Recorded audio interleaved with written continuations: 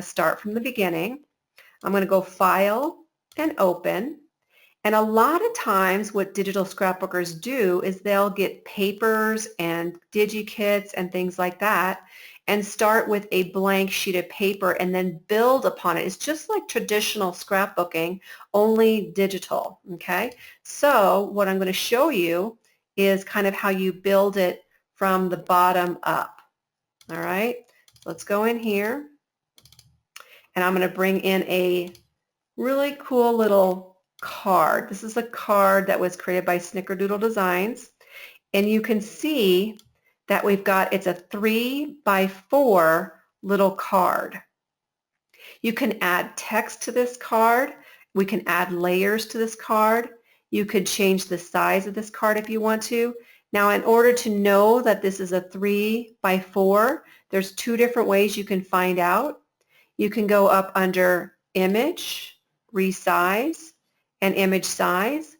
And then here it says Document Size 3x4.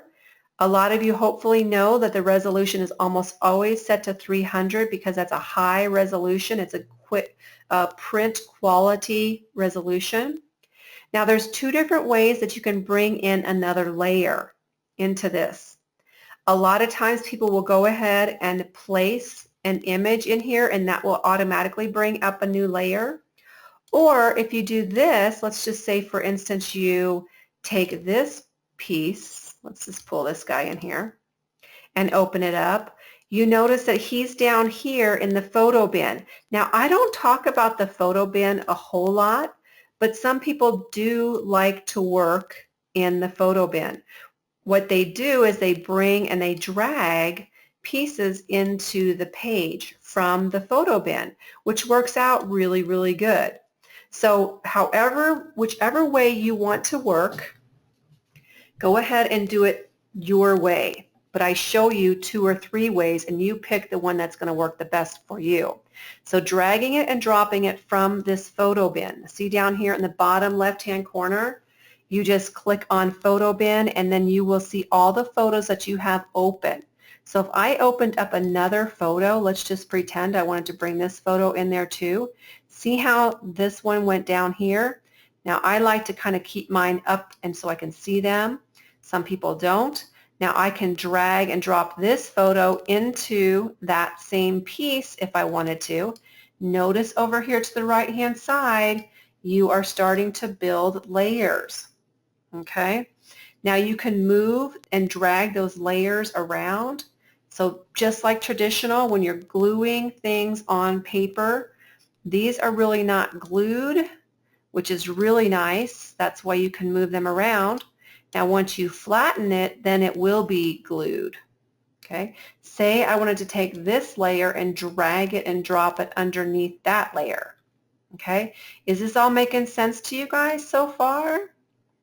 So far so good? Or is somebody saying, what are you talking about with this photo bin, Michelle? Because I don't talk about the photo bin much, but I thought, you know what? I need to mention it to the new people because they may not know that it's down there. Okay? So it looks like everybody's following along so far.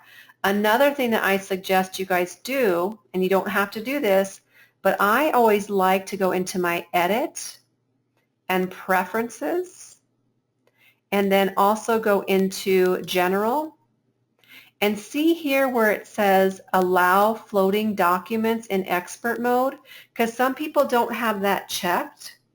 If you don't have it checked, here, let me show you what's going to happen here. If you don't have that checked, see what happened? They just took all of my pictures and they put them like in a stack. And I don't really like to work that way. Maybe it's because I never worked that way and I'm not into change. But you can work in a stack, and that's when your photo bin comes into play a lot more. Now, see how they're in this little tab right here, on the tabs up here? It's toggling between all these photos. If I were to go back into Edit, Preferences, and General, and then click on Allow Floating Documents in Expert Mode, click on OK.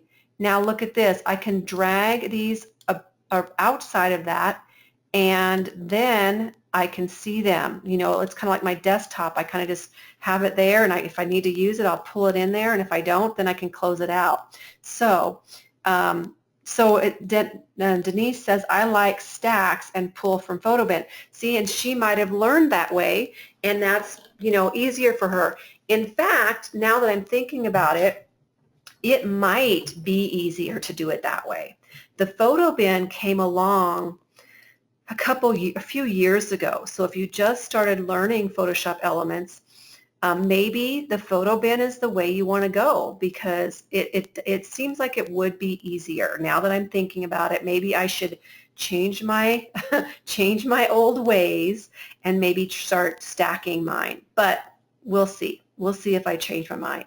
The reason why I kind of like to do it this way is because I kind of like it when no, I won't go changing for you, but I do like to do things the easy way, and when I'm thinking about it right now, it might be the easier way. Here's another thing that's really cool. When you're using the selection tools, like for instance, if I just wanted to take my little guy here and maybe just cut a little piece out of this, I could use what's called the rectangle tool. And then I can go get my move tool once I have that selection, and I can drag him and drop him over to my page. And let's just delete these other layers. I'm going to close out of this and close out of that. I'm going to go over here to the right hand side and delete some of these layers. So in order to delete, there's a couple ways you can do it. You can drag it and drop it into the trash can in the upper right hand corner. And then see, I have this one here now. And I think he's cutie pie. I'm just going to squeeze him down a little bit. Now notice that it is constrained. The proportions are constrained. And the cool thing about that is I can't like extend him or condense him because it's constrained.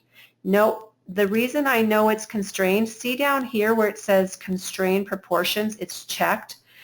You always want to make sure that you don't mess up this photo. You know what I mean? Like you don't want to do this, right? You do not want to do that. So I always think when I am taking it from the corner, I always glance down into this box down here to make sure that that check is there. If it's not, go ahead and press the Shift key while you are reducing it in size, and then it should go ahead and constrain it for you. Okay, I'm going to say I do not want this layer here, so I'm going to come over to my layers panel on the right hand side.